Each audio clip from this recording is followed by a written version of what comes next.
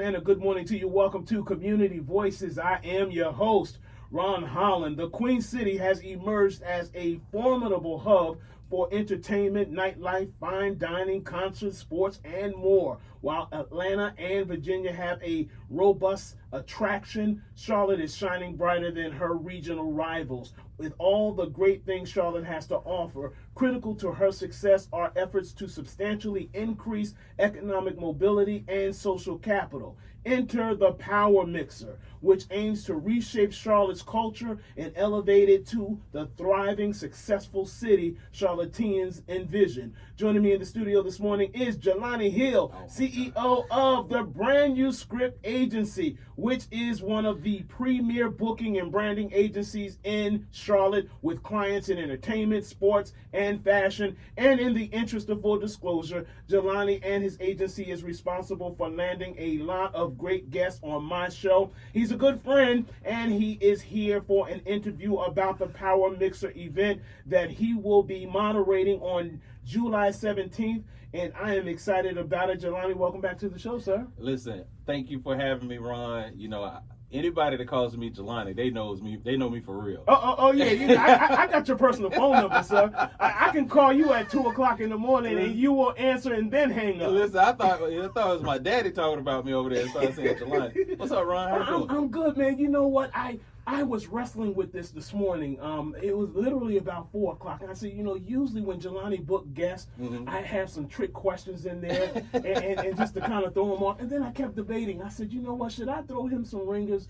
Should I take him through the grinder? Yeah, take me through the grind, man. I couldn't do that, man. I mean, you've gotten some really great guests on my show, so I don't want to mess that relationship up. Listen, you don't want to mess up our social capital. That's what you don't want to do. I'm so glad you mentioned that because what I'm really excited about, when I received the press release, I was thinking about it. I said, Charlotte is doing so well with regard to entertainment and nightlife. And again, we are rivaling Virginia, Atlanta. We are rivaling folks who want to travel to Florida. Yeah. They're rethinking that whole conversation and saying, you know what, let's go to Charlotte. That's right. Talk a little bit about that. Yeah, of course, over the past year, I've debated whether I was going to say this or not, but I just graduated from Leadership Charlotte. And, what I can say about Leadership Charlotte is that it shows you everything that's going on in Charlotte. You get an education on Charlotte, right? Yeah. And one of the main things that I've learned is that Charlotte is growing so fast. For over a decade, we've been one of the fastest growing cities in America. But there are 65 people moving to Charlotte every day. Now, there was one statistic that said it was 100 people a day. Yeah. It's vast. It's changing vastly, I can tell you that. But I do have to say this. I've been down here for 19 years now. I think I moved down here. I bought my house in 2005. Yep. And so now I want to shut Charlotte off to everybody else. There's too many folks coming down here, man. I mean, the building, everywhere I see in the city, they are building so much. But that's because of demand. Yeah, they say this in Atlanta, like Atlanta's full. You want to say Charlotte is full. Nobody else. We don't need anyone else to come down here. But it's a great thing. I'm from Charlotte. I'm a Charlotte native. People say, you're a unicorn because you're from Charlotte.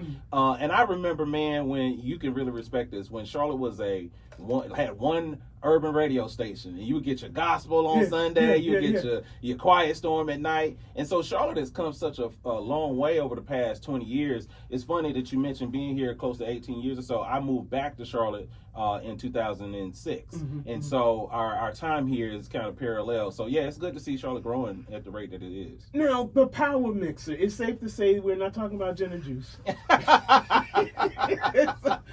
No. When I thought about it, I said, wait a minute, are we going to be doing some drinking in this? No. Just some powerful networking. Yeah. So the Power Mixer, it's so funny to have our son in the studio, my son, Lil Jay. I don't know if we should call him Lil Jay anymore, but we got Jay in the studio. I used to do the Power Mixer back in the day, and the last time I did the Power Mixer was when the year that Jay was born. And he was born premature, and he was in the hospital for close to 3 months because he was so small. He wasn't even a pound, Ron. But I remember him being in the hospital at Presbyterian, and there was a venue called 1501, I think, off of Elizabeth Avenue. And we had the last Power Mixer there. And so being here today, having him in studio and talking about economic mobility, because I know you and I are really going to get into that and how that's impacting not only Charlotte, but individuals in Charlotte. And I'll tie that together with my son later. Absolutely. I read when I opened up your press release, one of the interesting things that stood out to me was where Charlotte still ranks. Yes. 50th among the 50 major cities. So we're still there. Yes. Although we've made significant improvement in these areas, we're still there. And the Power Mixer is efforting to make some impact in that area. Talk a little bit about it. Yeah, so let's set the stage. Number one, so in 2014, American economist Dr. Raj Chetty did the Chetty study. And to your point, it ranked Charlotte as out of 50 cities here in Charlotte, in the United States, 50th, in last place.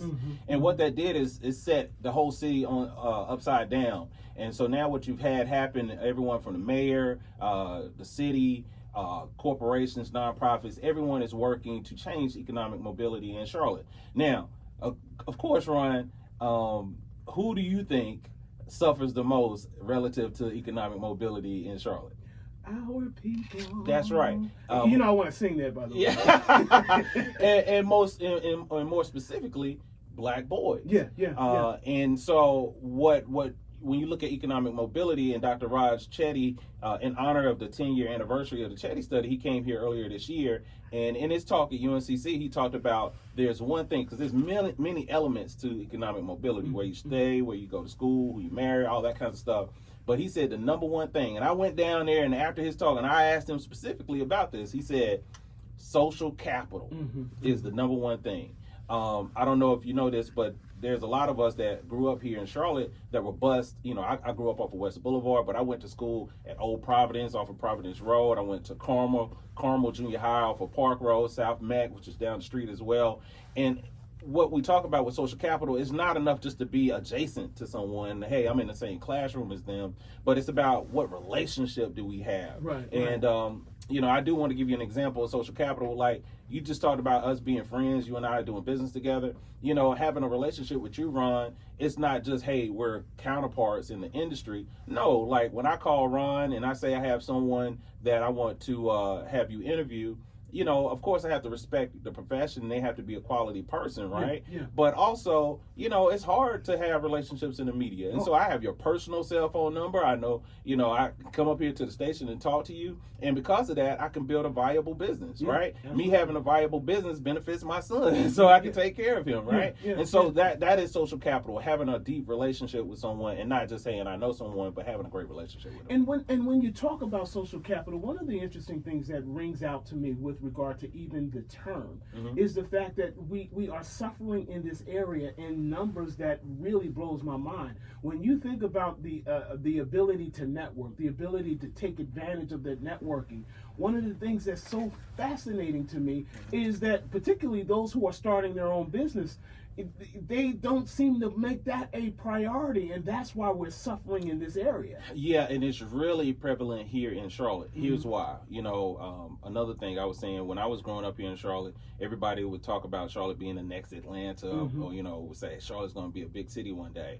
And one narrative, I'm not sure, I'm pretty sure everybody's heard this, but Charlotte has a reputation of being cliquish, being a good old boy network. And it's not just the Black community. I've talked to folks who said they've had to join country clubs and pay a whole bunch of money just to try to establish a relationship with someone to do business. And that was, I hate to bring up Atlanta all the time, but it wasn't like that in Atlanta. Now, you had some elements of that, but it wasn't the culture. The culture there was whoever's next. If you're successful and you have a great business, you have a great concept, the city would lift you up and push you forward and look back and say, who's next? It can't be here in Charlotte where if I want to have a relationship with Ron, or I want to meet with Ron and do business with Ron, the only reason he does that is because I'm cool with Olympia D. You see what I'm saying? And because Olympia D is friends with me and she edifies me, that's the only reason you trust and are willing to have a relationship with me. And that's going on across the board here in Charlotte. Or has going on, I should say. So in your mind, what are the other things that stand in the way of our economic mobility? Well, I think, of course, when we look at economic mobility, let's look at what it means. Economic mobility is the ability of an individual, family, or group to impact their economic status. All right. Now, how do we? Can I interrupt? Yes, sir. That sounds like a dictionary. I mean, it is like that's a dictionary. That's a description. That's the definition of economic mobility, and that's measured by income, right?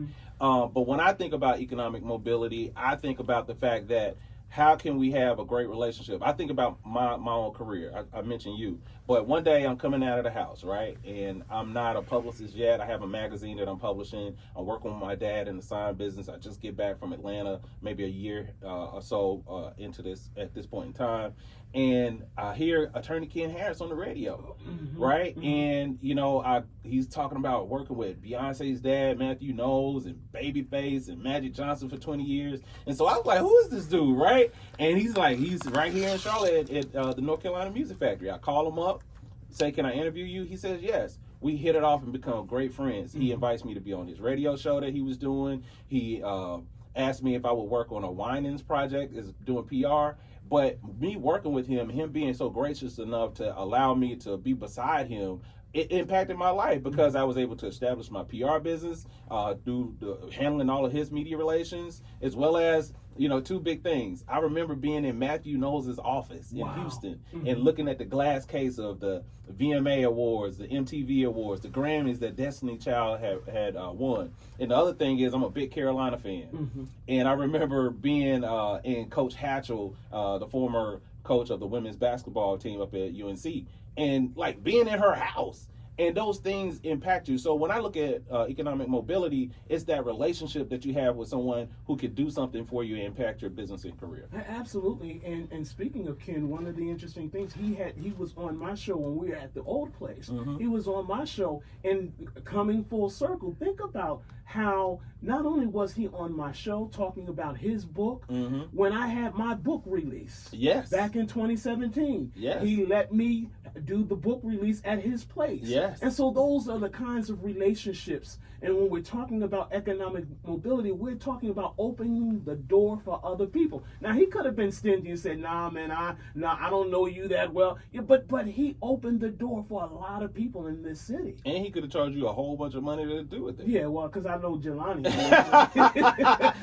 Back to social capital. That's right. Yeah. And I think that's the important part, us being able to understand that through relationships, you know, just taking that one point, that Ken could have charged you a bunch of money, but because of a relationship, it allowed you to execute a book launch that didn't cost a bunch of money. Of course, he had already, you know, spent a lot of money to produce a book, but that portion didn't do that. And so that's impact. And we have to have a culture here in Charlotte where it's not, if I don't know you, I can't work with you, or I can't work with you on a certain level. Now, Ron, I want to say this. Let's keep it real.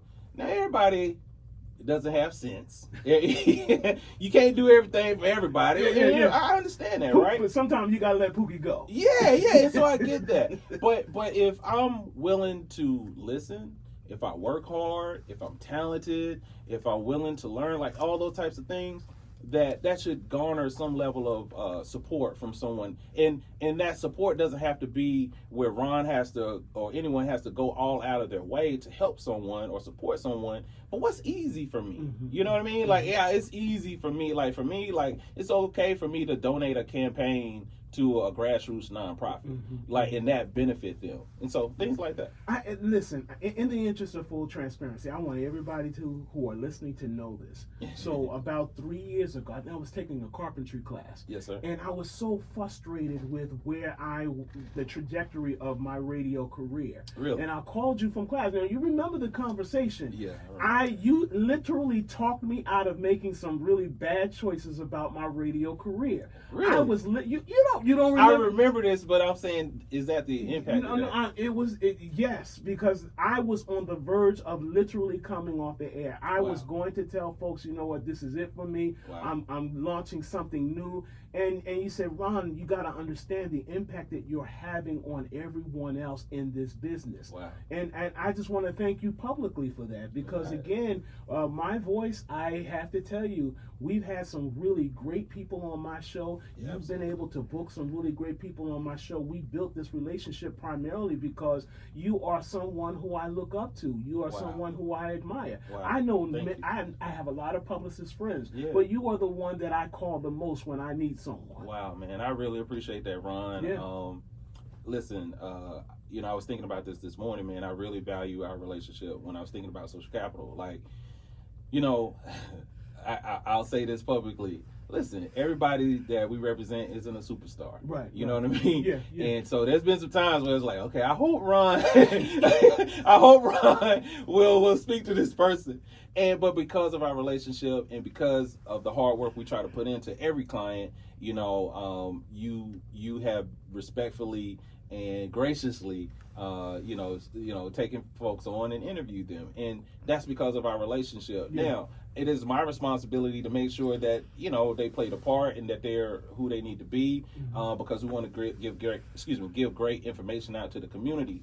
But man, I want to say, like, there's been plenty of times where I've been working on a campaign. Shout out to Amelia Henderson, she's here, and we've been on the phone and we're working on the strategy. And I'm like, if I know anybody that's going to interview this person, it'll be Ron. I said I can count on Ron. Yes, so, man, I appreciate all of the love you have. The last thing I'll say about this, man, you've allowed me to build a business here in Charlotte.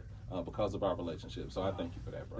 Absolutely. Let's get to the highlights of this event, because I want folks to, first of all, to be excited about it. Yeah. Share with our listeners what's on tap for July 17th, because the refrain and thrust of this endeavor is what you're calling social capital. So talk a little bit about that. What's going on July 17th? Man, I'm so excited about the Power Mixer. When we used to do it back in the day, there was one element that we've kept. But, man, I like to call it a networking event on steroids. And one of the really special things is a practice that I learned in when I lived in Atlanta. I keep bringing Atlanta up. But it's called net weaving. And so, for example, let's say I know Ron, and I also know Uzi. Uzi is the program director here at Radio 1, right? Yeah. And let's say you guys didn't know each other, and you're at the Power Mixer, and let's say that you're either in between jobs or looking to make a move, right? And let's say that was the situation that was happening. Because I know both of you, I intentionally say, hey, Ron, I want to introduce you to someone. And his name is Uzi. He's the program director at Radio 1. Uzi, this is Ron Holland. He's an amazing radio personality, great programmer. Also, he's really good at doing commercials as well, right? And making that connection with intentionality, right?